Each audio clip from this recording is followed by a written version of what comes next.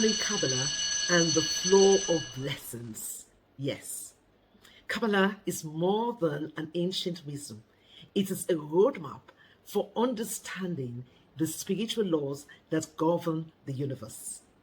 One of its central teachings is the concept of the divine light, often referred to as Ein Sof, meaning infinity. This light is the source of all abundance, joy, and fulfillment in our lives. But here's the thing, this light isn't distributed arbitrarily. It flows into our lives based on how well we align with its principles. Imagine a stream of water. When it flows freely, it nourishes everything in its path. But if there is a blockage, the water is diverted and its benefits are lost.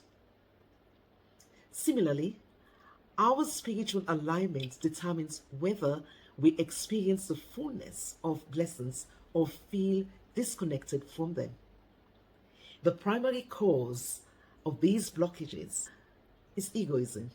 When we focus solely on self-serving desires, seeking material wealth, recognition, or control without regard for others, we create spiritual barriers. This isn't to say that we mustn't desire good things, not at all. In fact, Kabbalah teaches us that receiving is essential, but the intention behind our desires matters. Are we seeking solely for ourselves, or do we wish to receive so we can share with others? Shifting from egoism to altruism, the act of sharing, giving, and thinking of others, is the key to becoming the channel for this light. The shift doesn't just bring blessings to us, it allows us to radiate blessings outward, creating a ripple effect in the world.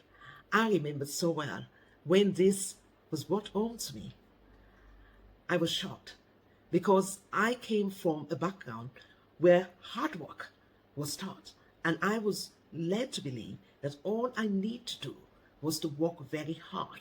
I should use my intellect to do everything that I have to get in this world.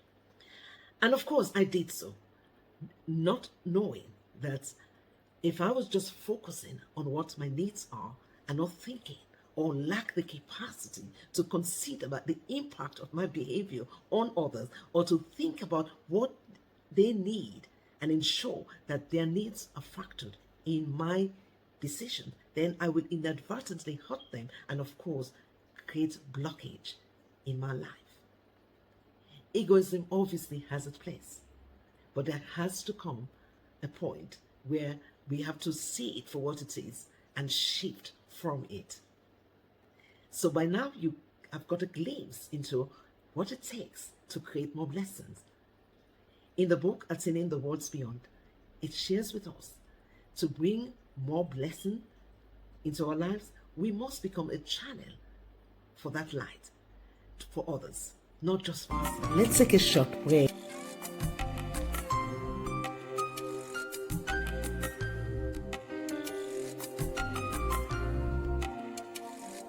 Take a moment to reflect.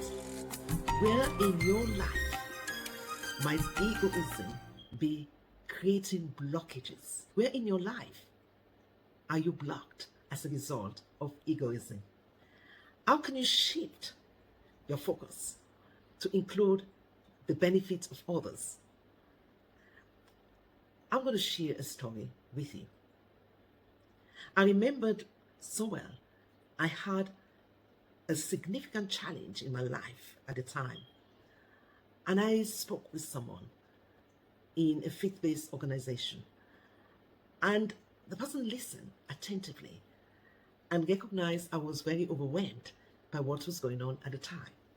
And the response I was giving: you have allowed this situation to take over your entire life. You are overwhelmed by it. You're thinking about it. You're overthinking the situation. And I want you to do me a favor. I want you to shift your focus from yourself and think about things you can do for others that will make them feel good about themselves.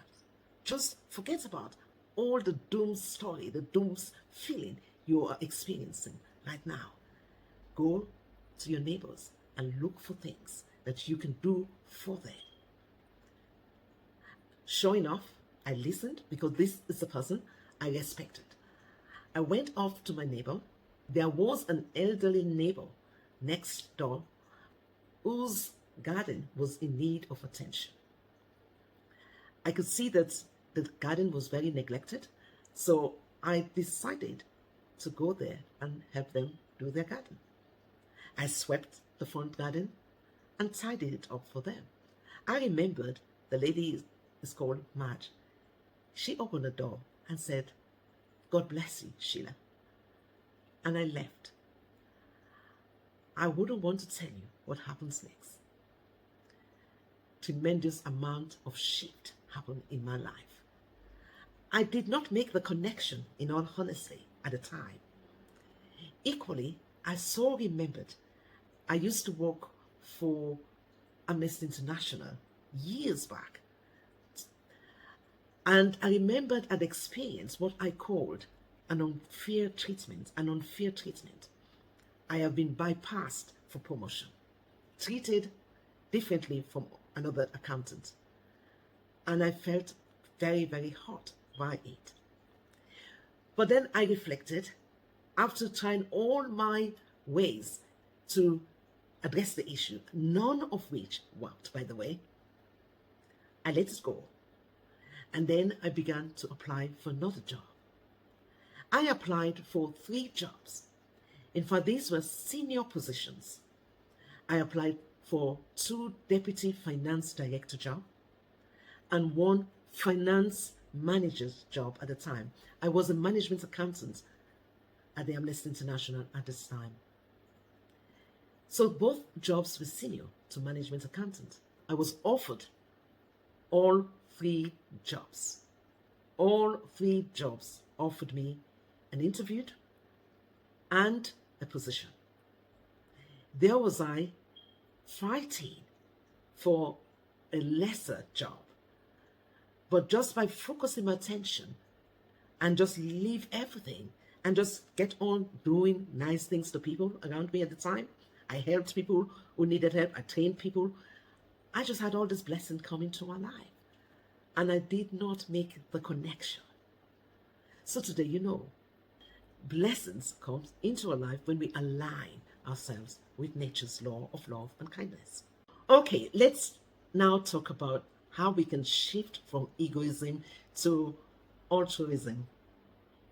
Let's unpack the idea of egoism versus altruism in practical terms. Egoism isn't inherently bad. It is a natural part of being human.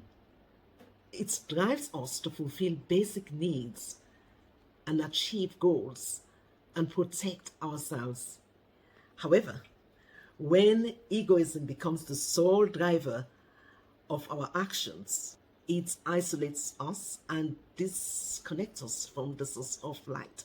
For some of you, you might be asking, what is egoism? Perhaps this is your first time coming in touch with this term egoism.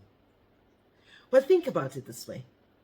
I will define egoism as a state of consciousness that think only for the self, devoid of the importance of others. In other words, I only think what's in it for me, what benefits me.